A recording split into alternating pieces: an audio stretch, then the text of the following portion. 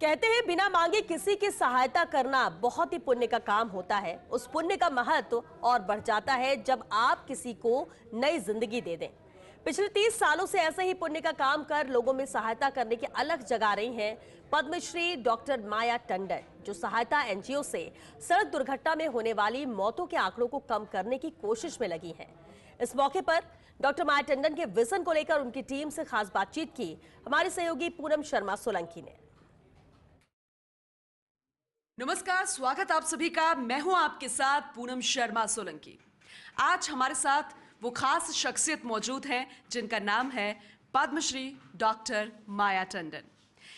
दरअसल इन्होंने एक ऐसी मुहिम शुरू की है, एक ऐसे इनिशिएटिव को शुरू किया है जिसके लिए हर किसी के दिल में कोशिश करने की एक तमन्ना उठती है, लेकिन वो कर नहीं पाते क्योंकि जब वो तस्वीरें देखते हैं, उस घटना को देखते हैं, उस मंजर को देखते हैं, डर जाते हैं, सहम जाते हैं। लेकिन माया जी उस मुहिम को आगे बढ़ा रही है इस कोशिश के साथ कि अगर किसी के अंदर इंसानियत जाग रही है तो उसे जगाइए। दरअसल हम बात कर रहे हैं सड़क दुर्घटना की, जिसे लेकर माया जी लगातार इस कोशिश में जुटी हैं कि न जाने कितनी जिंदगियों को हम अगर बचा सकते हैं तो उस बचाने की कोशिश में हर किसी को आगे आना चाहिए। माया जी, आपका बहुत स्वागत है फर्स्ट इंडिया न्यूज़ में। बहुत ही खास मुहिम आप चला रहे हैं अपने एनजीओ सहायता की तरफ से। लेकिन सड़कों की अगर हम बात करते हैं तो कहते हैं कि अगर गांवों का रास्ता भी शहरों की तरफ जाता है तो वो सड़कों से जाता है। विकास हो रहा है लेकिन विनाश होता है जब हम सड़कों पर एक्सीडेंट्स देखते हैं। कैसे कोशिश रहती है जान बचाने में आपकी? मैं एसएमएस मेडिकल कॉलेज में विभाग अध्यक्ष एनेस्थीसिया और सुपरिटेंडेंट जेकिलॉन के पद से सन 1995 में रिटायर हुई। रिटायरमेंट से पहले एक राजस्थान पुलिस एकेडमी में 3 दिन का कोर्स कराया था फॉर हाईवे पे जो ऑफिसर्स हैं उनके लिए। वहाँ पर एक फ़ोटोग्राफ़र था, तो मैं जब सुपरिटेंडेंट थी तभी उस फोटोग्राफर का फ़ोन आया कि मैडम आज मैं आपकी वजह से ज़िंदा हूँ। And this sentence made me feel कि मेरे को वाकई में सड़क दुर्घटना पर ही काम करते रहना चाहिए। तो I decided that after retirement मैं यही काम करूँगी। और 1995 में जब मैं सुपरिटेंडेंट जेकिलॉन के पद से रिटायर हुई तो विद 3 मंथ्स मैंने ट्रस्ट ओपन कर लिया और तभी से रोड एक्सीडेंट्स के ऊपर मुहिम चलाने के लिए कि भाई life safety component road safety weeks जो हर साल होते हैं, जिसके अंदर ministry of road transport and highways पूरे इंडिया के अंदर एक हफ्ते के लिए road safety weeks, road safety months करती है कि रोड एक्सीडेंट्स को कमी कर लें, क्योंकि हिंदुस्तान के अंदर सबसे ज़्यादा मृत्यु दर का आंकड़ा पूरे विश्व के अंदर इंडिया के अंदर, which is very very troublesome for us. ये सोच के मैंने सोचा था कि काम करूँगी और उस मुहिम को हमने आगे बढ़ाया। 30 साल से, करीब 30 साल से इस काम को मैं कर रही हूँ, जिसके अंदर लाइफ सेफ्टी कंपोनेंट के अंदर है। Life safety component medical component है और एनेस्थीसियोलॉजिस्ट होने के नाते हम फ्रंट रनर्स हैं। इंटेंसिव केयर यूनिट्स के इंचार्ज हम लोग ही होते हैं और वहाँ पर गहन चिकित्सा इकाई के अंदर हम लोग इन केसेस को जो डील करते हैं। उसी के हिसाब से मैंने रिटायरमेंट से पहले ब्रिटिश मेडिकल जर्नल्स को देखा और उसने देखा कि American Heart Association and Europe and resuscitation council are international bodies जो आम जनता तक पहुंच के और जान बचाने में मदद करती हैं। इस चीज़ को लेकर ही हमने कोर्स को बनाया।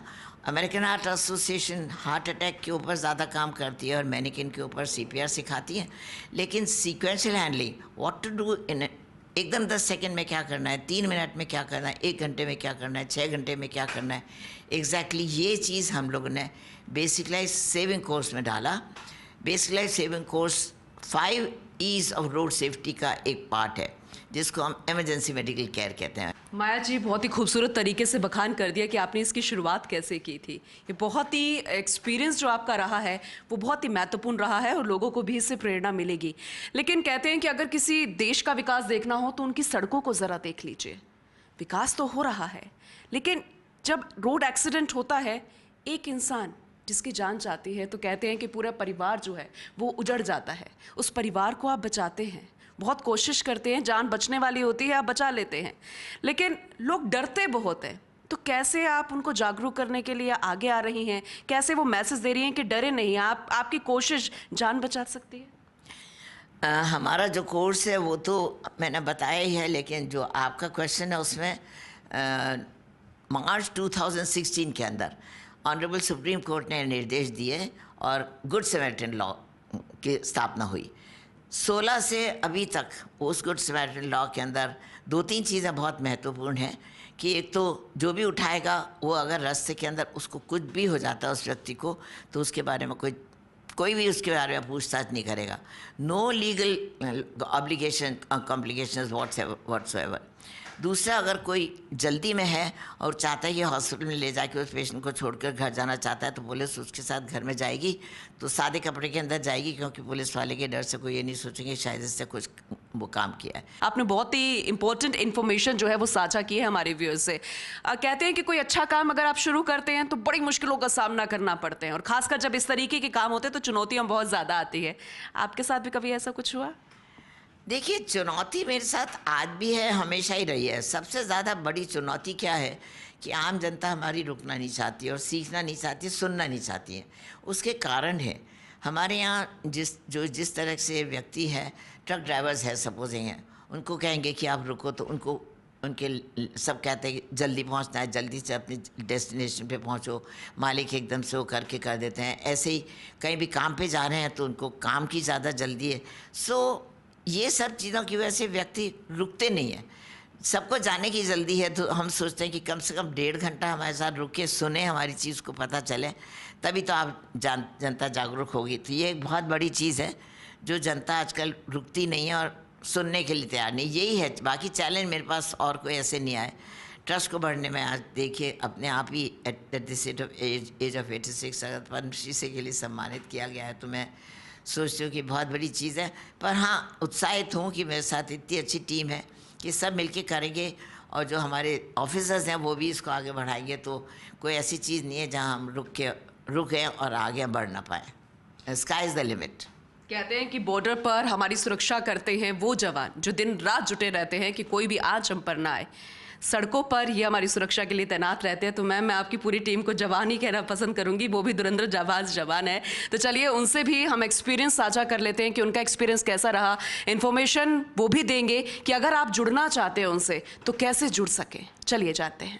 मैं डॉक्टर किरण टंडन हूँ और 2008 से जुड़ी हुई हूँ सहायता के साथ. पहले तो इसका डॉक्टर एम टंडन के नाम से था और फिर then we change it to सहायता. CPR वगैरह मैंने सब सीखा और डिफरेंट कॉलेजेस में जाके हम लोग ये स्टूडेंट्स को सिखाते रहे सब. एक बार मेरे साथ क्या हुआ कि I was travelling to Bombay, मैं और मेरे हस्बैंड. बॉम्बे एयरपोर्ट पे ही मैंने देखा एक आदमी चक्कर खा के और गिर गया और उसकी हालत बहुत गंभीर हो रही थी. आसपास के लोग चिल्लाने लग गए पर कोई फ़ायदा नहीं था. माय हस्बैंड टोल्ड मी कि चलो तुम देखो फटाफट. मैं गई वहाँ पे बोथ ऑफ अस और फिर इमीडिएटली मैंने CPR शुरू किया और उसकी डॉटर को वहीं के वहीं सिखाया till the ambulance came and I think that man survived.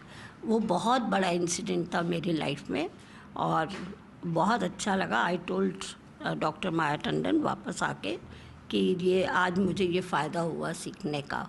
That's the basic this thing. उसके बाद तो हमारी जर्नी चली रही है इनके साथ. मैं doctor Neerja Patni Grover central government health scheme में फिजिशियन रही हूँ पूरे टाइम पर. रिटायरमेंट के बाद और जब मैंने देखा कि सडन डेथ्स, आकस्मिक मृत्यु जो आजकल इंसिडेंट्स बहुत ज़्यादा बढ़ गई है, तब मैं सहायता संस्थान से जुड़ी. और एक ये बहुत गंभीर विषय हो गया कि आज हम लोगों के यूथ में भी बहुत स्टेडियम पर, स्पोर्ट्स एरिना और एक्टिविटीज़ में सडन डेथ हो रही है और उस सब में हम क्या कर सकते हैं उसके बारे में जागरूकता करने के लिए. और यह है, और बताना चाहूँगी कि जो ये सडन डेथ का बात है, आकस्मिक मृत्यु 70% घरों पर ही होती है, घरों के बाहर 30% ही होती है. तो इसलिए घर घर में इसकी अवेयरनेस कि कैसे CPR दिया जाए वह होनी चाहिए. और हम लोगों की प्रयत्न है कि हम लोग स्कूल के सीनियर बच्चे जो हैं 9th ऑनवर्ड्स, उनके लिए ये ज़्यादा इसको प्रचालित किए. यूनिवर्सिटीज़ में भी हम लोगों ने कोर्सेज दिए हैं. नमस्कार, मैं दीपाली भार्गव.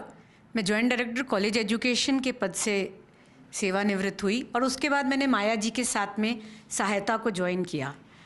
मुझे बहुत अच्छा लगा ज्वाइन करने के बाद कि हाँ, मैं इसके माध्यम से मैं समाज सेवा के साथ जुड़ सकूँगी. हमारे यहाँ जितने भी युवा हैं उनको इस चीज़ की, लाइफ सेविंग की जो ट्रेनिंग दी जानी है वो बहुत आवश्यक है। हम स्कूलों और सरकारी महाविद्यालयों के विद्यार्थियों को भी डिपार्टमेंट के साथ जुड़कर ट्रेनिंग देना चाह रहे हैं। कोई भी व्यक्ति हमारे सहायता के जो ऑफिस है उसमें आके हमसे रिक्वेस्ट करके और वो अपना यहाँ पे ट्रेनिंग ले सकता है और उससे आगे जाके वह सड़क पर होने वाली दुर्घटनाओं में जो जख्मी हैं उसको भी CPR देके या और तरह से उसकी मदद करके उसकी जान बचा सकता है। बहुत शुक्रिया मैम फर्स्ट इंडिया न्यूज़ से बातचीत करने के लिए और ये इम्पोर्टेंट इन्फॉर्मेशन हमारे दर्शकों को बताने के लिए। फर्स्ट इंडिया न्यूज़ भी इस सहायता मुहिम को आगे बढ़ा रहा है क्योंकि राजस्थान में इन्होंने इस सहायता की अलग जगह दी है। क्या आप तैयार हैं? आपको तैयार होना चाहिए सहायता के लिए, आगे आइए। मैं पूनम शर्मा सोलंकी, वीडियो जर्नलिस्ट यश के साथ, फर्स्ट इंडिया न्यूज़, जयपुर।